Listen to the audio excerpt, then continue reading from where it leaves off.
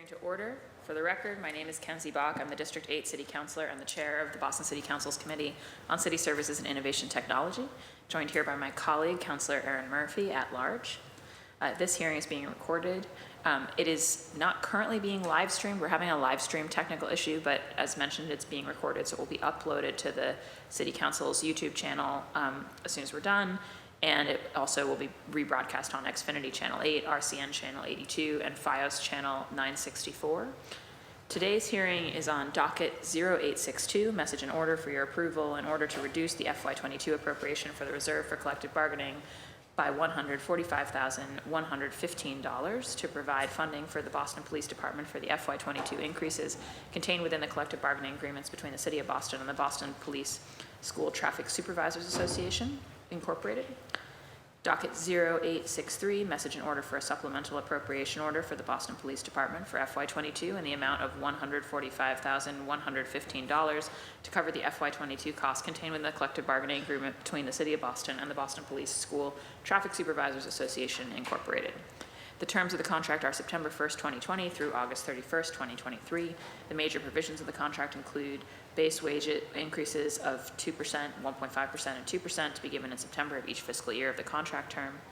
Docket 0864, message and order for your approval in order to reduce the FY23 appropriation for the Reserve for Collective Bargaining by $108,158 to provide funding for the Property Management Department for the FY23 increases contained within the collective bargaining agreement between the City of Boston and the Municipal Police Patrolmen Association.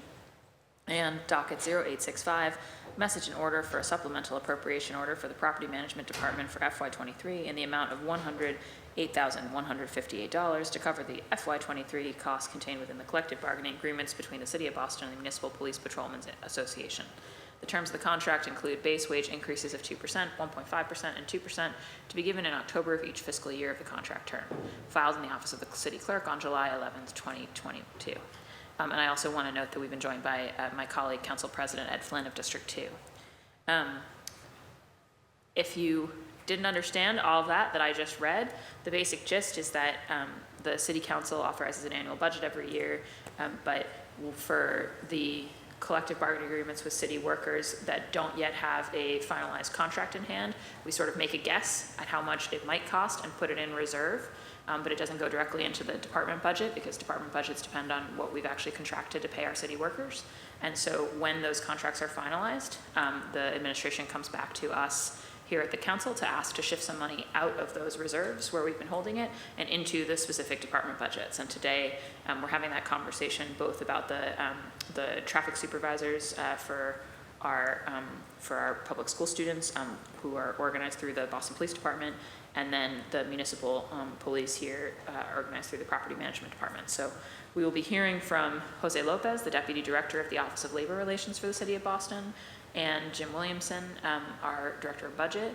And I'll let them speak to these two, and then we'll take questions from colleagues. So I think without further ado, I don't know, Jose or Jim, which of you is going first, but please go ahead. I could start. Good morning, Councillor, and thank you, Councillor Bach and Councillor Murphy and Councillor Flynn. We're here to testify on the dockets before you and are here to answer questions about them. Dockets 0862 and 0863 are appropriation transfer orders that cover the FY22 costs of collective bargaining agreements between the city and the School Traffic Supervisors Union, in total $145,115. Dockets 0864 and 0865 are appropriation transfer orders that cover the FY23 costs of collective bargaining agreements between the city and the Municipal Police Patrolmen's Union for $108,158. These dockets reduce the central collective bargaining reserve in each respective fiscal year and provide funding to support the costs for the Boston Police and the Property Management departmental budgets. In FY22, the budget passed by the City Council included a $10 million in aggregate reserve to cover collective bargaining, and in FY23, the budget recently approved includes $75.4 million for future collective bargaining agreements. Including the school traffic supervisors in FY22, there are 6 supplemental collective bargaining transfer orders that in the balance will continue to be held in a prior year reserve And FY23 is the very first transfer from that collective bargaining reserve. With the approval of these supplementals, the remaining balance of the FY22 collective bargaining reserve will be approximately $4.7 million, and the FY23 collective bargaining reserve will be $75.3 million. As was discussed in the dockets, the agreements cover 3 years. The school traffic supervisors runs from September 1st, 2020 to August 31st, 2023. And the Municipal Police Patrolmen's Association runs from July 1st, 2020 to June 30, 2023. The school traffic supervisor wage increases occur in September of each year and are 2%, 1.5%, and 2%. And the Municipal Police Patrolmen's Association occur in October and are at the same wage pattern of 2%, 1.5%, and 2%. I'm here joined by my colleague from Labor Relations to answer any additional questions you might have. Good morning, Councilor Bach. Thank you so much for having us. Good morning, Councilor Murphy and Council President Flynn. My name is Jose Lopez. I'm the Deputy Director of the Office of Labor Relations. Before you today are the results of contract negotiations with the BPSTSA and the MPPA. I'll begin with the BPSTSA, if that's all right with you.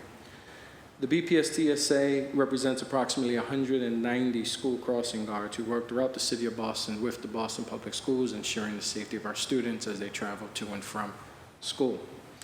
The duration of this contract has been discussed, September 1st, 2020 to August 31st, 2023. I'll mention some of the language items and compensation items that have not been covered already. In terms of language items, we did update the military leave policy. That required some update. I believe the City Council received a red line version of that. I'm glad to answer any additional questions if there are on the updated military leave policy. In addition, we added the COVID vaccine policy. In terms of compensation items that have not been discussed already, in recognition of the hard work during COVID-19, the BPSTSA members are also provided with a $375 lump sum payment minus standard deductions. I'll switch over to the MPPA collective bargaining agreement if there aren't any questions with the BPSTSA.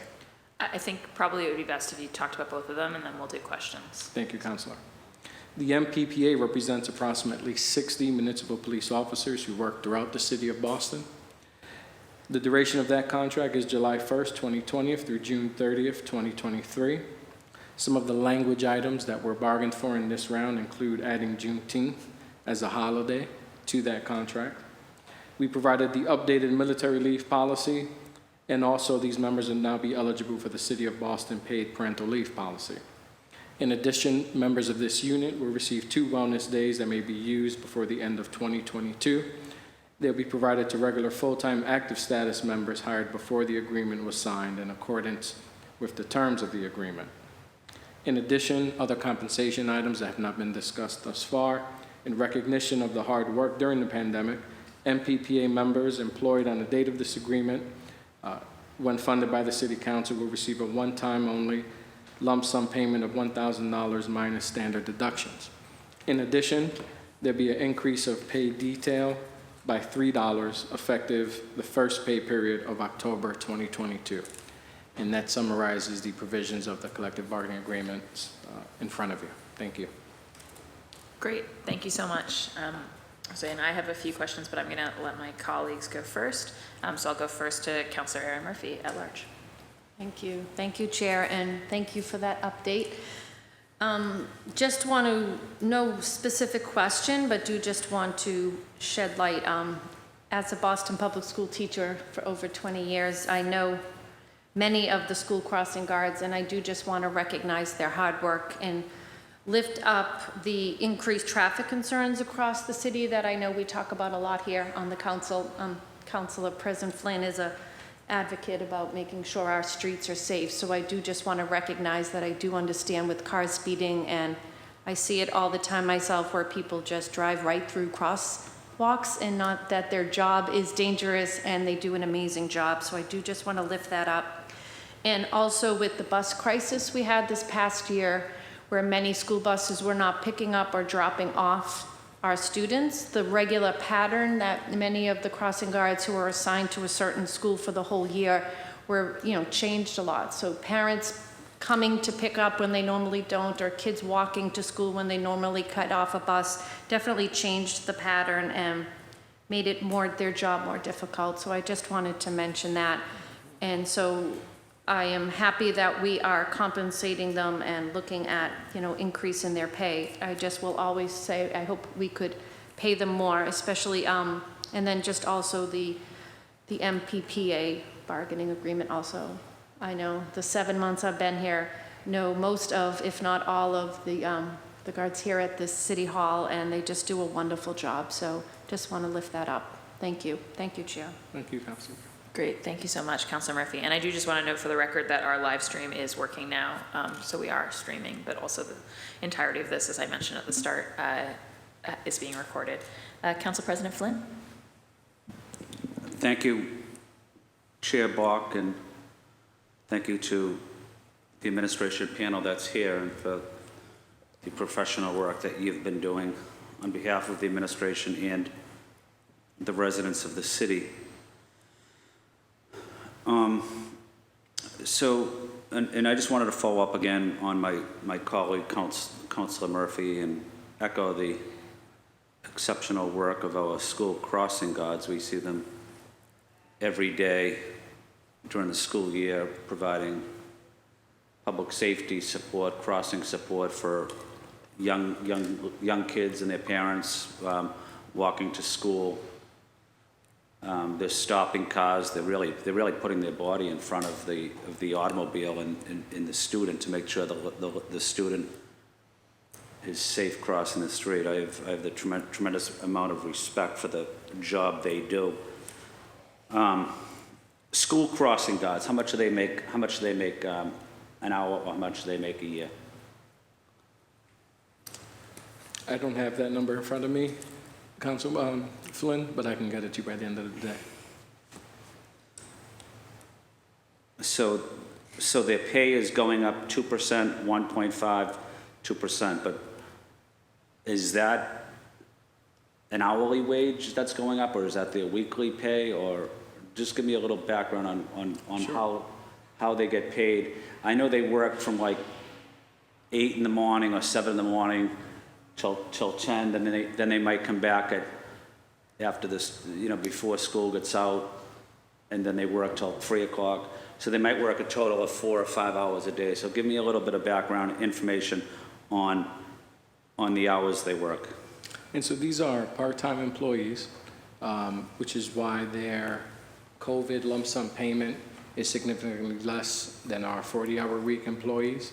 And so they do work those 2 separate shifts, and I believe they are paid hourly, and so these increases represent increases to those wages, or these percentages, excuse me. But we don't know what their hourly wage is, right? I don't have that information in front of me, but I'm glad to provide it to you by the end of the day. Jim, do you know that? I don't off the top of my head, Council, but we can get that really quickly. Okay. My opinion, 2%, 1.5%, 2% is too low. We're paying someone that does a credible job, an exceptional job, a dangerous job, and I don't think we're paying them enough. And I see them. I see these people driving around their fancy sports cars, and they're trying to beat a light, or they're trying to go as fast as they can. And then I see these school crossing guards stop them because they're literally putting their body on the line for these children.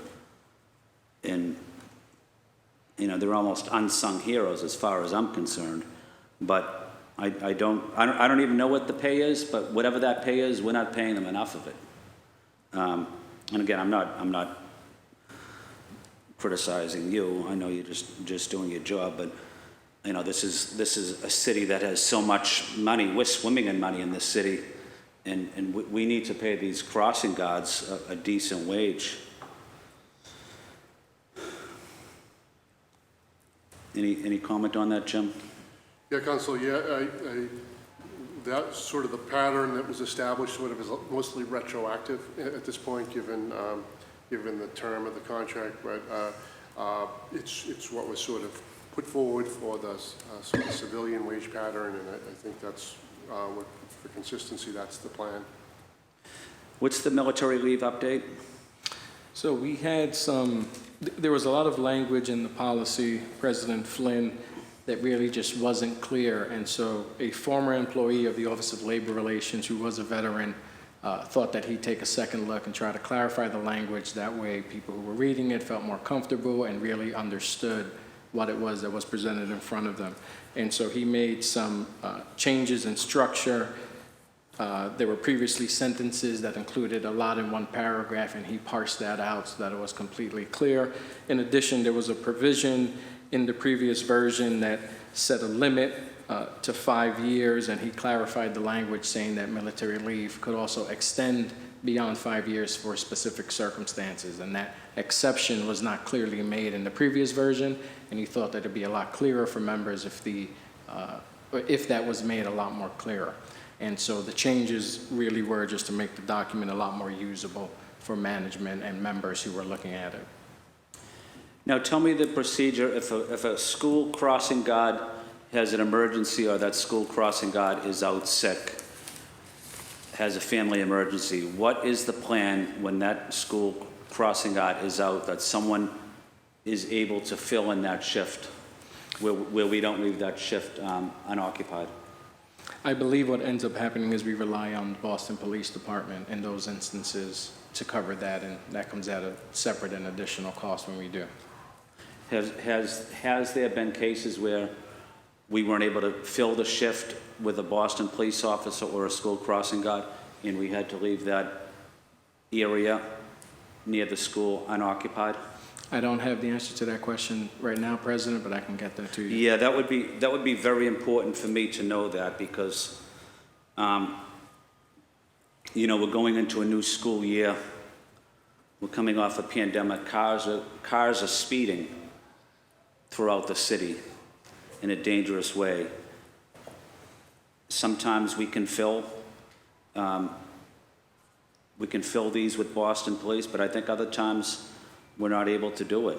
Just sometimes it's not enough Boston Police for various reasons. But I would like, are you able to provide me a list of times, or a list of times and days over the last year where a school area was unoccupied because we didn't have a police officer or a school crossing guard? I'm unsure if I can, President Flynn, but I'll endeavor to do so and speak with management and some of the members themselves and see if they might have a record of such. Okay. Because if there wasn't a police officer, or if there wasn't a crossing guard, I'm sure that information would be reported directly to either the police commissioner or to the school superintendent, because that's a critical issue, and as far as I'm concerned, that they would need to know about it. So I know that information exists somewhere. So I'd like to get that. Okay. Absolutely. Okay. And municipal police officers, how much are they getting paid a year? Give me one moment. They range. Their salaries begin, I believe, at around $34,088, and I believe our highest paid $48,498. I see these municipal police officers every day. They do an exceptional job. They're professional. They provide great security for not only City Hall, but various buildings in and around the city. They treat the public with respect, and they're a great credit to the residents of Boston.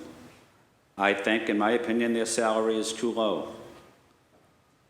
And I think the pay increase, we're giving them 2%, 1.5, 2%. I don't think it's enough, but I support it. what are the, what is the issue with, in terms of their uniforms? Do they get paid by the city of Boston for their uniforms, or an upkeep expense for their uniforms? I'd have to review the CB. I do believe that there's a provision in there for uniforms, but that wasn't updated this round of bargaining. We asked the membership to identify its priority in terms of bargaining, and the pay detail increase was a priority for that unit. Okay. Thank you, Madam Chair. I have no further questions, and looking forward to supporting these dockets.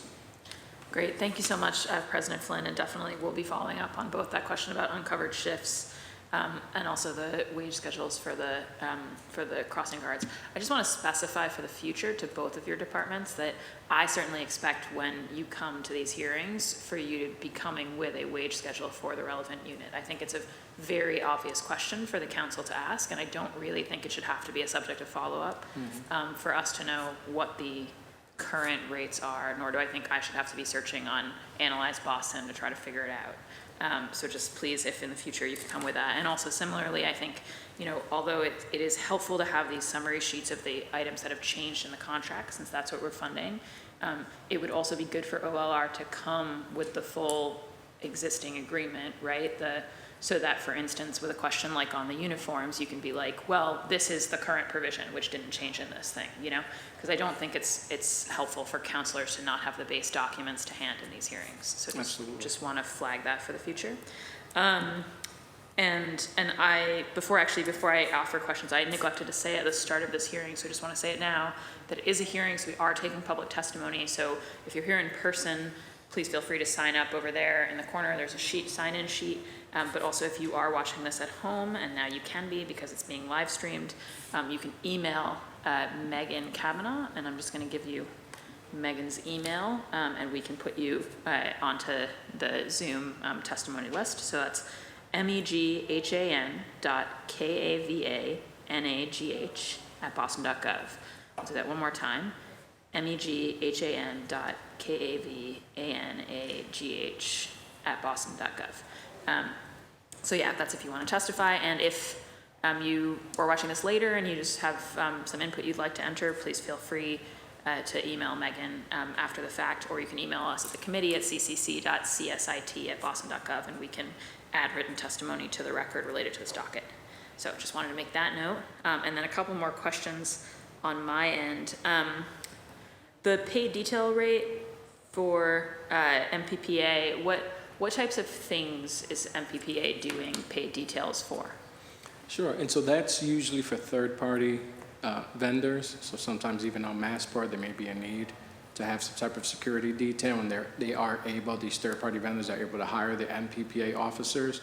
The officers during bargaining approached us and listed that as a priority, saying that they felt that given what other officers were being paid or other individuals were being paid to do details, there was room there to negotiate that rate, and so we agreed. And we usually don't do it in successive bargaining agreements, given the bargaining history with this unit, but because it was a priority for them, because they offer tremendous value, as the president said, we thought we'd offer it to them this round, and we did.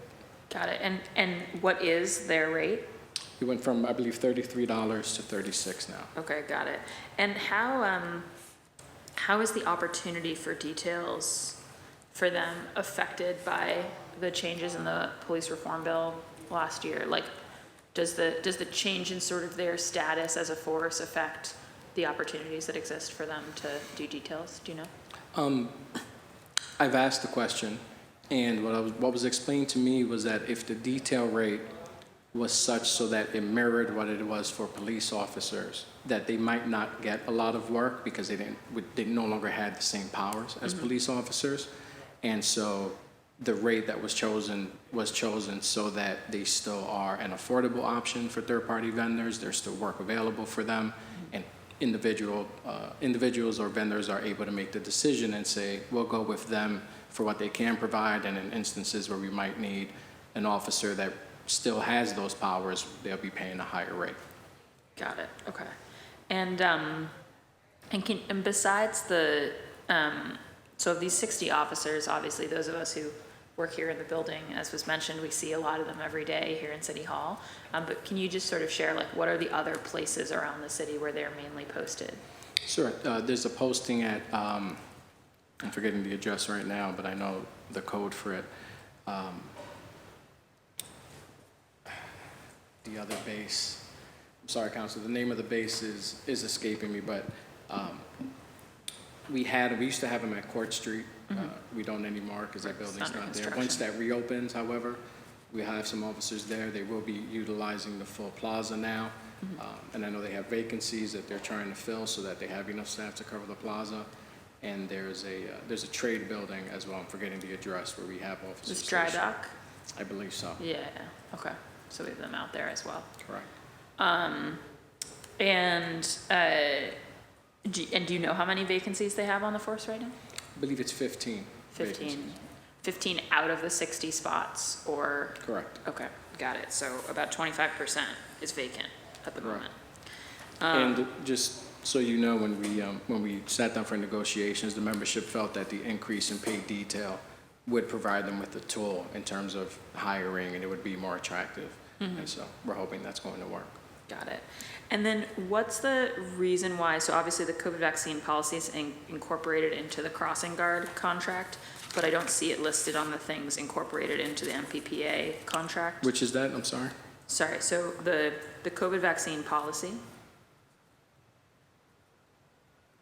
The COVID vaccine policy is implemented as a language item for BPSTSA, but I don't see it listed alongside the parental leave policy and the military leave update for MPPA.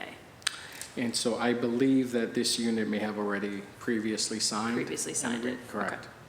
Got it.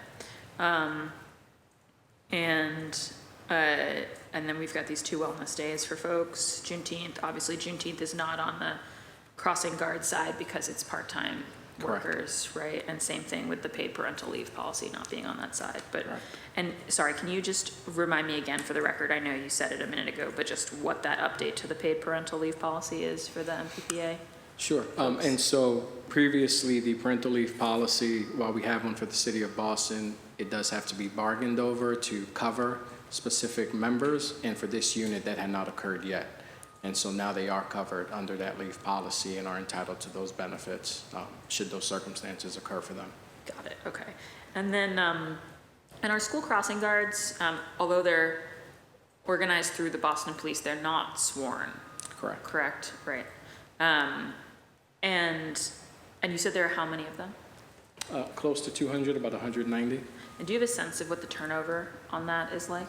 I don't, Counselor, but I'm glad to ask. Yeah, it would just be great to understand. I agree with Councilor Flynn that they're very important, and I also think, I know we've had challenges with some of the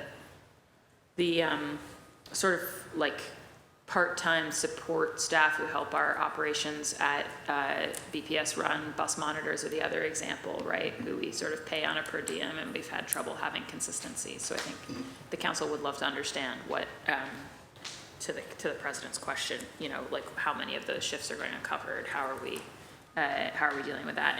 And I'll just say, I mean, I think that I'm very sympathetic to the fact that, you know, this administration came in with all units of the city not under contract, right? And so we're playing a little bit of a catch-up game here.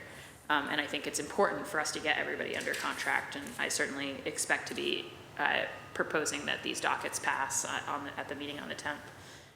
But I do think that, to Councilor Flynn's point, you know, as the administration, I know there's a desire to break the cycle so that we're not behind in the next round of contract negotiations. And as we go back to negotiating with these folks, obviously, this is mainly about the past, really, these dockets. There's only a year left in these contracts, right? But as we think about the future, I mean, I agree with the president. Like, if none of our municipal police officers are making less than are making more than $50,000 a year, it's not shocking to me that the city has a 25% vacancy rate there, right? And I just think that, you know, it's come up in the council over and over in the last few months, as Jim knows, with budget, just this question of like, how are we being competitive in the current labor market?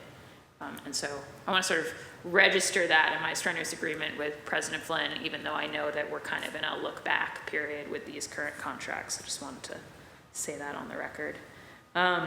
Because there is a little bit of a feeding, some of these members do go into the police academy, so they're already in that status as well, so sometimes they lose a few. Obviously, they need to quickly try to recruit to backfill those, but. Right, but if we had a healthy ecosystem, then it would be fine that we'd have continuous flow into the police academy because we'd have new people coming up in MPPA, right? And I just think, I think in a lot of ways, the MPPA faces the same questions, a lot of the like sort of supplementary police forces whose status was changed by the law, the state law change a year and a half ago. I think it puts more onus on us to think about the training as sort of like customer service, right? I mean, we've had this conversation with the park rangers, like the ambassadorial role. I think we all know that these folks play a huge ambassadorial role. They're the first people who everyone meets when they enter City Hall, whichever entrance they come through, right? And so I think it's important to recognize those places where the role may be shifting a bit, but we have to make that appealing and competitive. So just want to register that. I think those are my main comments. I'm going to go back. I saw both my colleagues' lights flashing, so I'm going to go back in order again. So Councillor Murphy, and then it'll be Councillor Flynn. Sure. Councillor Murphy. Okay. Thank you, Chair. And I did just want to thank President Flynn for always uplifting the need to increase the pay for many of our city workers. So thank you for that. And just to follow up on another comment that President Flynn had asked, and I know you'll get us the exact numbers. I'm not sure how much is actually recorded, but I do know, working in the schools for all those years, that if the principal has the heads up that the crossing guard is not able to get there or is running late, they will often call the district, the police captain in the district, who will come and bring a car, and is always, if they're able to, but we know our police are also understaffed.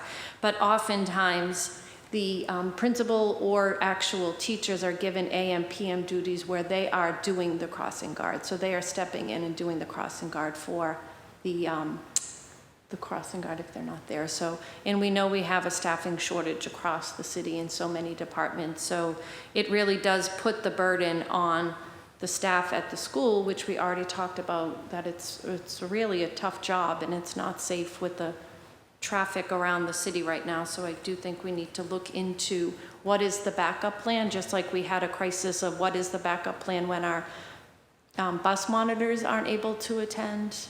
And it may be something outside of your concern here, but something the council really needs to look at to make sure that these types of jobs, when they're not able to get there, it really affects our students getting to and from school safely. So it's very important. So that was it, and thank you. Thank you for being here.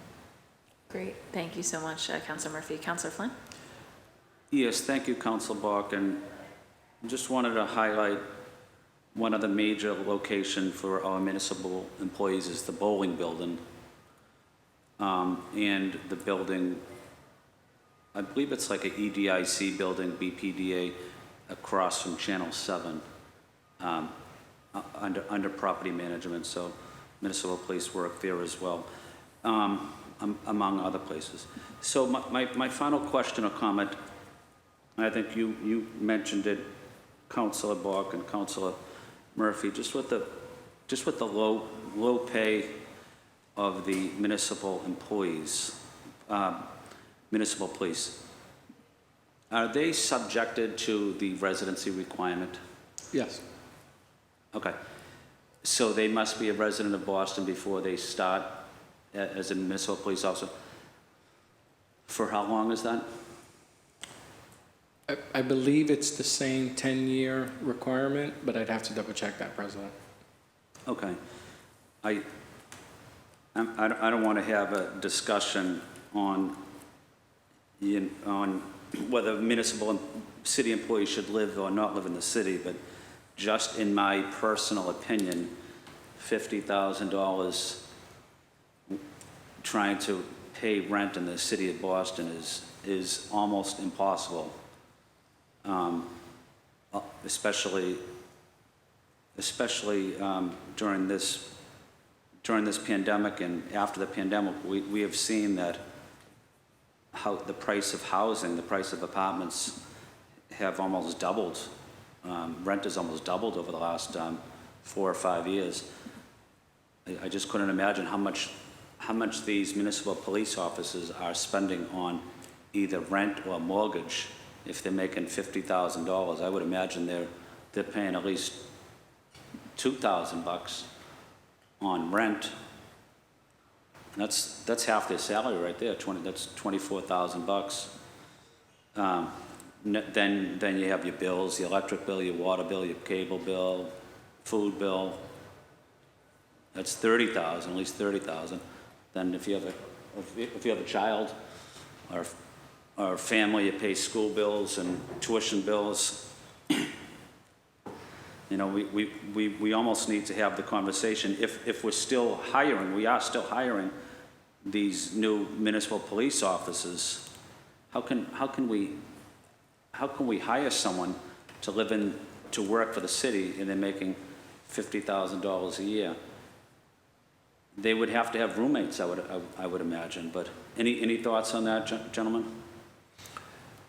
What I'll share, President Flynn, is that we've encouraged, the Office of Labor Relations has also encouraged management to, in instances where they believe that the salaries represent a barrier to hiring, that they engage with the City of Boston's Class and Compensation Department to do a market analysis and to determine whether or not the salaries that we're offering are commensurate with those positions in similarly situated cities. And I don't think that's necessarily been an approach before to really try to push it that way, but our office is doing that, and we're hoping that we'll see some change, even particularly for this membership. Maybe going forward in some of these union contracts, we could have a discussion with union members about city programs in housing officials, but city programs to help city employees afford a down payment on a mortgage, on a house, some assistance on an apartment. I know my colleagues on the city council have been advocating for that for city employees over the last 2 years, but I think my city council colleagues make sense. They want to see an opportunity for some type of housing assistance for low-wage city employees so that they're able to live in Boston. They love the city. They certainly love helping kids cross the street, or working in public safety, but we want to make sure that we do our part and provide them a little assistance and opportunity so that they're able to live in an apartment or a house, hopefully. So maybe as we go forward, we can have a discussion, you guys can have a discussion with union leaders about how can we work together. Maybe it's through the City of Boston Credit Union, a first-time home buyer program. So maybe we can kind of think outside the box a little bit and see what we can do to be helpful to some of our low-wage city workers that want to live in Boston. Thank you. Thank you.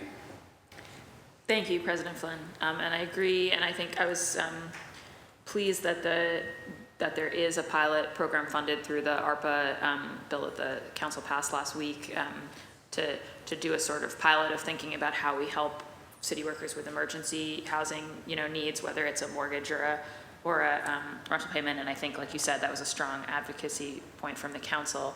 I think I strongly agree that in the long run, like these comp and class assessments that really increase the basics of what people are being paid. I mean, wages and housing are two sides of the same coin, right? You can make housing more affordable by lowering the price of the housing or by paying people more. And I think it's important for the city of Boston to make sure that we're competitive, and it's what our workers deserve. And then I think to the president's point, I think when you look at the history of our collective bargaining in the city, there are certain units who have advocated for housing funds, specific to their union that the city has participated in supporting and funding. And so I think thinking about, are there more things like that we could do in this moment? Obviously, in addition to the programs that we run out of the Mayor's Office of Housing that are open to city workers like other people. I agree. I think this is going to continue to be a pain point, and there are lots of good reasons that we have a residency requirement, but But certainly, like the president says, I mean, all these MPPA officers are making less than 50,000, right? And even if you add some significant details at $36 an hour, it's still gonna take you a while to get yourself up into a place where it's easy to bear the cost of housing in the city right now. So, just very much agree with Councilor Flynn. I think those are all the questions for me. I don't think we have any public testimony signed up in person. I'm just gonna check whether we have any virtual. Okay, no virtual public testimony.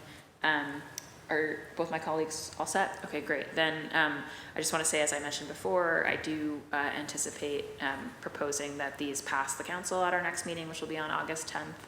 And that way we can, since as I mentioned, much of this is retroactive, we can get the retroactive pay increases to our city workers. Some of you have been waiting for a while on them. I'll just underscore the things I said today about kind of, forward-looking, how we think about that, and then just also that in the future we have kind of the base contract and the base wage scheme and everything to hand for these hearings. I think it's important.